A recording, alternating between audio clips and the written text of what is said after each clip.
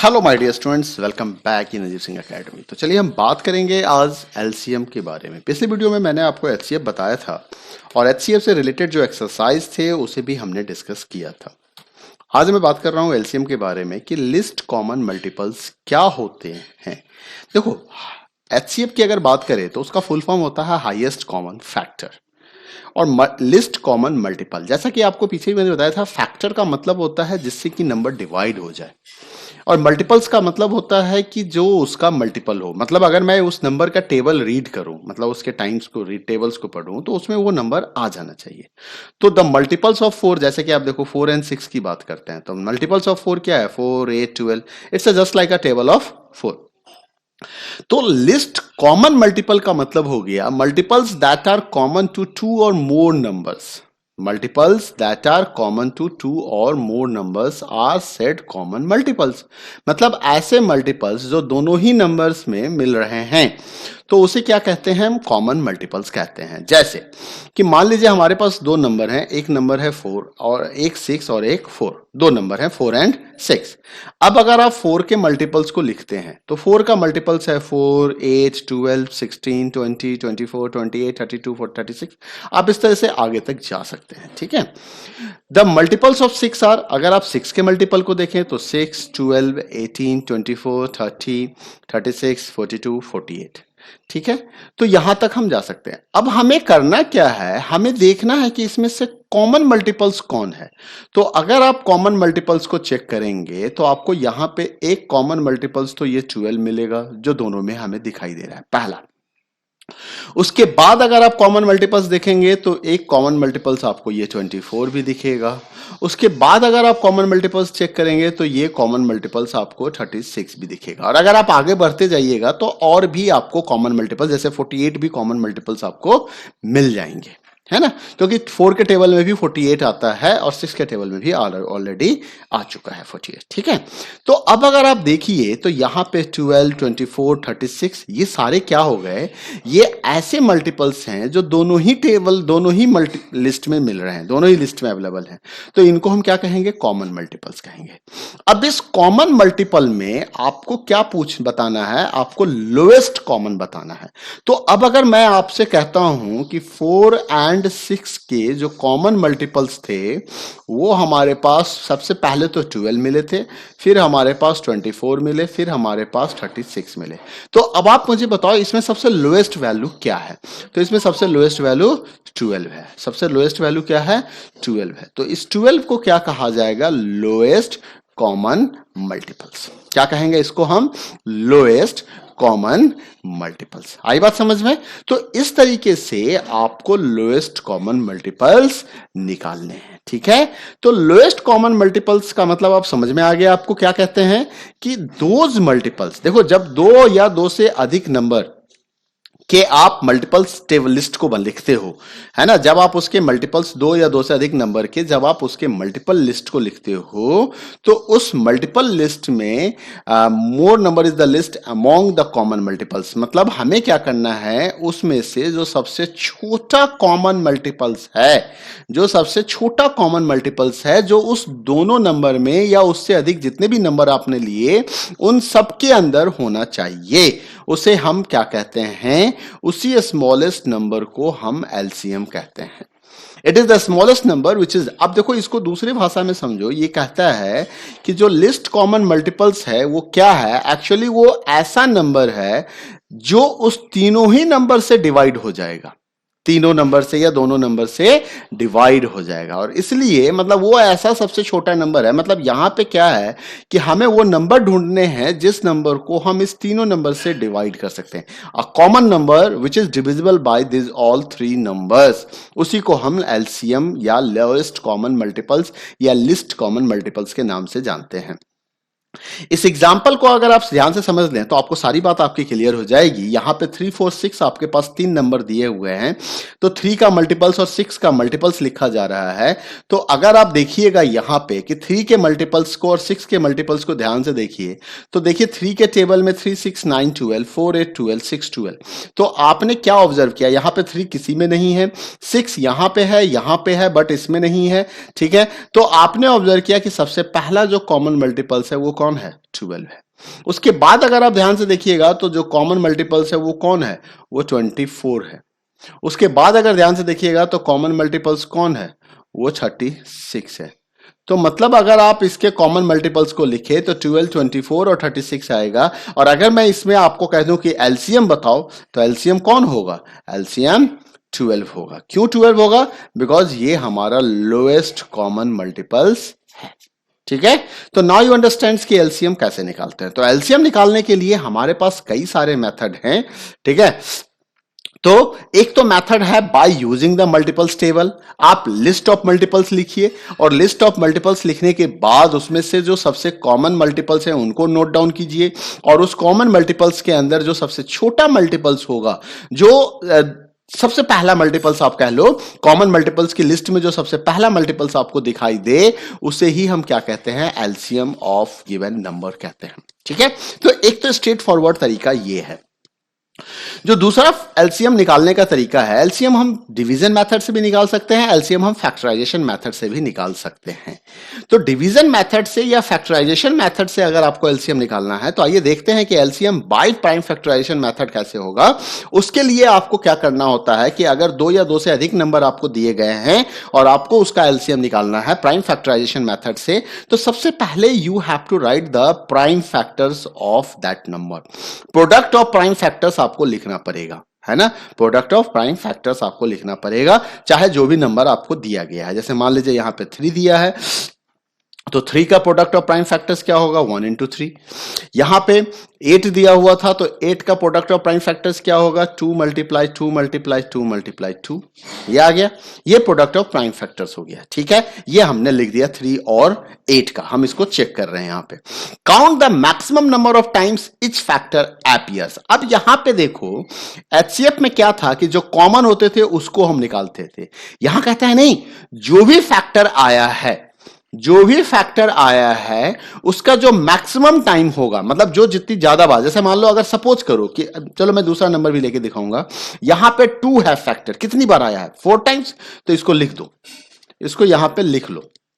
यहां पे 3 आया है, कितनी बार आया है? मैक्सिमम 1 टाइम ही आया है, इसको भी लिख लो। 1 लिखने की कोई जरूरत नहीं है। और अब इसको देखो, इसको मल्टीप्लाई करो। Now the product of this factor is the LCM. इसको मल्टीप्लाई करो तो आपको क्या मिला? 24। तो 24 क्या बना? इसका एलसीएम बना। और यहां भी आपने कॉमन मल्टीपल्स की मेथड से भी देखा था कि जब हम ये मल्टीपल्स लिस्ट लिखे थे और उस केस में भी जब हमने पता करने की कोशिश की तो हमें सबसे कॉमन फैक्टर क्या मिला? 24 ही तो मिला था।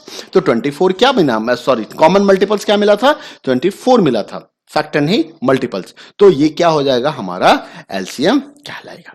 आइए कुछ क्वेश्चंस को देखते हैं, जैसे कि फाइंड द एलसीएम ऑफ 18, 24 और 60। अब इसको देखो, प्राइम फैक्टराइजेशन मेथड से करना है। देखो एक चीज आपको ध्यान रखना है कि अगर क्वेश्चन कहता है कि प्राइम फैक्टराइजेशन मेथड से करना है तो you have to follow this steps. आपको सबसे पहले क्या करना है? उन नंबर्स के प्राइम फैक्टर्स को लिखना है। सबसे पहले उस नंबर के प्राइम फैक्टर्स को लिखना है। अब 18 का प्राइम फैक्टर्स 2 मल्टीप्लाई 3 मल्टीप्लाई 3 होगा। 24 का prime factors, product of prime factors में लिखना है 2 मल्टीप्लाई 2 मल्टीप्लाई 2, 2 2 जा 4, 2 जा 8, 3 जा 24, 2 3 जा 6, 3 जा 18। 60 का भी लिखना है 2 2 जा 4, 3 जा 12, 5 जा 60।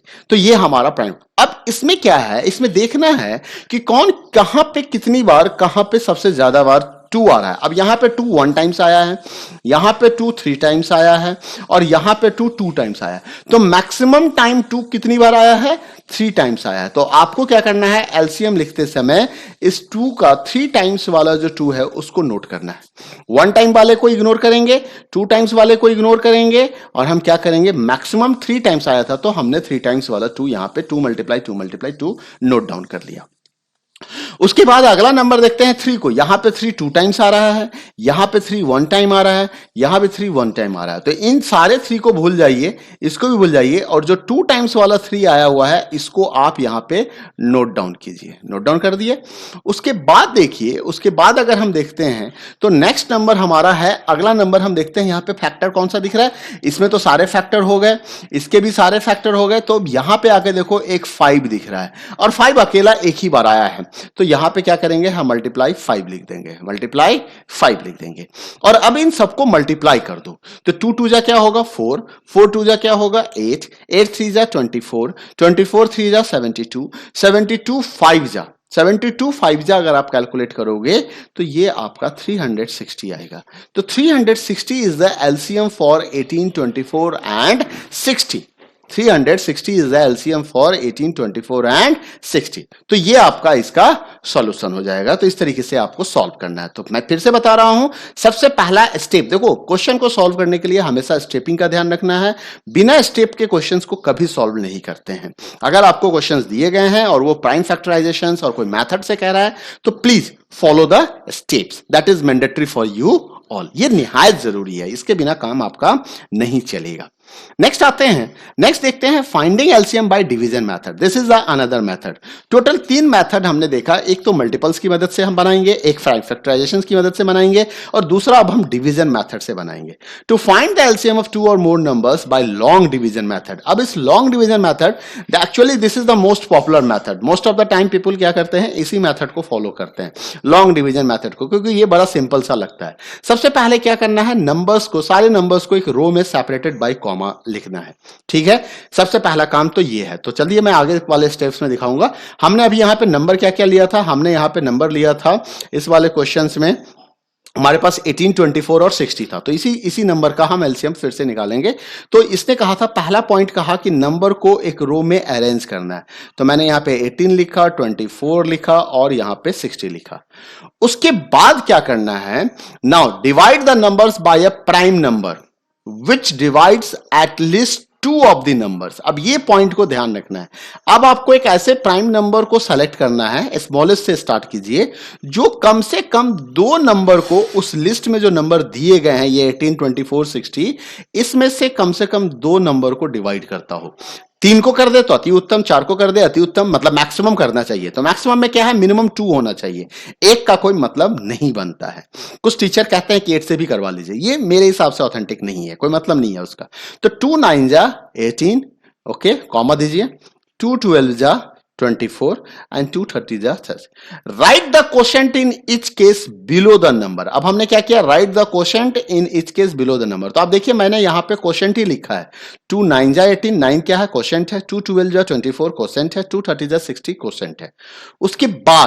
उसके बाद हम क्या करेंगे, अब हमें वो नंबर ढूंढना है, वो प्राइम नंबर ढूंढना है जिससे कि ये तीनों नंबर या एटलीस्ट 2 डिवाइड हो जाए। तो अगर मैं ध्यान से देखूं तो यहां पे मुझे 3 दिखाई दे रहा है। तो यहां पे क्या करेंगे, मैं लिखूंगा 3 3 जा 9, 3 4 जा 12 एंड 3 10 जा 30। Repeat the process. अब ये क्या कह रहा है, if number can not be divide exactly, write the number as it is the next row. अगर नंबर डिवाइड नहीं होगा, कोई नंबर अगर डिवाइड नहीं होगा, अभी आपको दिखा रहा हूं, तो उस नंबर को एग्जैक्टली सेम फॉर्म में नीचे लिखते चले जाना है। Repeat the process till the number left in the last row have no common factors. कहता है तब तक करो जब तक एट लास्ट आपको कोई कॉमन फैक्टर नहीं मिलता है, और बाद में multiply all the prime numbers and all the numbers left in the last row. This product is called LCM. अब इस स्टेप को समझते हैं। तो हमने क्या किया पहले, अब हमारा स्टेप हमने ये समझ लिया। अब इस स्टेप को समझना है कि ये स्टेप क्या कहता है। जैसे मान लो 3 4 10 है, तो मेरे पास यहां पे स्पेस नहीं है, तो मैं इस 3 4 10 को यहां लिखता हूं, 3 4 10। आप इसी में कंटिन्यू कीजिएगा। अब यहां पे कोई एक ऐसा नंबर ढूंढो जिससे कि एटलीस्ट 2 नंबर डिवाइड होता हो। तो आप सभी के दिमाग में 2 का ख्याल आया था, तो 2 लिख लेते हैं। अब 2 से 3 डिवाइड नहीं होगा। इसने कहा, क्या कहा कि if number can not be divided exactly, अगर वो एग्जैक्टली डिवाइड नहीं हो रहा है तो write the number as it is in the next row. तो हम क्या करेंगे, 3 को सिंपल यहां पे नेक्स्ट रो में नोट डाउन कर देंगे। अब 4 डिवाइड हो जाएगा 2 टाइम्स में, 10 डिवाइड हो जाएगा 5 टाइम्स में। अब आप ढूंढो कोई ऐसा नंबर जिससे कि आप इस तीनों को डिवाइड कर सकते हो, एटलीस्ट 2 को डिवाइड कर सकते हो। तो 1 के अलावा ऐसा कोई कॉमन फैक्टर नहीं है जिससे ये तीनों नंबर डिवाइड हो सके। इसका मतलब कि ये टाइम आ गया आपको, ये देखो, repeat the process till the numbers left in the last row. तो ये जो नंबर हमारा लास्ट रो में बचा हुआ दिख रहा है आपको, हैव नो कॉमन फैक्टर्स। अब इसके कोई कॉमन फैक्टर्स है ही नहीं, 1 के अलावा कोई कॉमन फैक्टर्स नहीं है। तो आपको क्या करना है, यहीं पे रुक जाना है। अब रुक जाना है तो यहां पे गाना नहीं गाना है ना, ये गाना मत शुरू कर देना, रुक जाना हो जाना मेरी ओके अब आपको क्या करना है, यहां पे एलसीएम लिखने के लिए यहां पे लिखो एलसीएम, और ये जो जितने नंबर आपको दिखाई दे रहे हैं, जितने भी प्राइम फैक्टर्स आपने लिए थे, प्राइम फैक्टर्स यहां पे 2, तो यहां पे 2 को नोट डाउन करो, मल्टीप्लाई, यहां पे आपने प्राइम फैक्टर 3 लिया था तो 3 को मल्टीप्लाई करो, और जो आपका फिर उसके बाद इस 2 को नोट करो, ये वाला 2 को नोट करो, ये कंटिन्यूएशन में है, ये चीज ध्यान रखिएगा, यहां नीचे जगह नहीं था इसलिए, और या फिर अगर मान लीजिए आपको कंफ्यूजन है तो मैं यहां भी लिख देता हूं, यहीं पे कर देता हूं इसको, तो 2 3 हो जाएगा, 2 2 हो जाएगा, 2 5 हो जाएगा, ठीक है। तो चलो यहीं पे आ गया ये चीज, तो हमने इस 2 को नोट किया, इस वाले पार्ट को मैं इरेज ही कर देता हूं, हटा देता हूं, ठीक है, और इन सबको भी इरेज कर लेता हूं, थोड़ा साफ सुथरा देखना चाहिए आपको। ओके, तो अब आपके ये समझ में आ गया, तो यहां पे आ गया। अब हमने क्या किया, हमने 2 को भी नोट कर लिया। अब हमारा देखो ये लास्ट रो में जो नंबर, इसने क्या कहा था कि number left in the last row have no common, multiply all the prime numbers, तो मैंने ऑल द प्राइम नंबर्स हमारे 2 3 2 आए थे, हमने लिख दिए, and all the numbers left in the last row, all the numbers left in the last row, तो this is the last row। अब इस लास्ट रो में जो जो नंबर लेफ्ट हैं वो नंबर कौन है, एक तो हमारे पास 3 है, उसके बाद का नंबर कौन है वो 2 है, उसके बाद का नंबर कौन है हमारे पास 5 है। तो इन सारे नंबर को इस तरीके से लिखना है और फिर इनको क्या करना है, मल्टीप्लाई कर देना है। तो 3 2 जा 6, 6 2 जा 12, 12 3 जा 36, and 36 2 जा 72, and 72 5 जा 360। तो देखो एलसीएम क्या निकल के आया हमारा 360। ठीक है बच्चों, तो अगर आपको ये वीडियो समझ में नहीं आया तो आप वीडियो को बैक करके देखिए, पॉज करके देखिए, कुछ क्वेश्चंस हैं जैसे यहाँ पे 20 24 और 36 दिए हुए हैं बाय डिवीजन मेथड, इसको सॉल्व करके देखिए और इसी स्टेप्स को फॉलो कीजिए। ठीक है, तो हमने क्या सीखा कि एलसीएम वी कैन कैलकुलेट, एक तो हमारा बाय मल्टीपल्स मेथड हो गया कि आप मल्टीपल्स नोट डाउन करो, लिस्ट ऑफ मल्टीपल्स लिखो, उसमें से कॉमन फैक्टर निकाल लो, है ना, और उसके बाद उसमें से कॉमन मल्टीपल्स निकाल लो, तो कॉमन मल्टीपल्स निकाल के भी हम सॉल्व कर सकते हैं। दूसरा हमने मेथड जाना कि प्राइम फैक्टराइजेशन की मेथड से भी हम कर सकते हैं, और तीसरा हमने जाना कि हम लॉन्ग डिवीजन के मेथड से भी कर सकते हैं। तो ये सारे स्टेप्स हैं एलसीएम को निकालने का। अगली वीडियो में हम एक्सरसाइज को डिस्कस करेंगे, तो मिलते हैं अगले वीडियो में, तब तक के लिए thank you, bye bye, take care.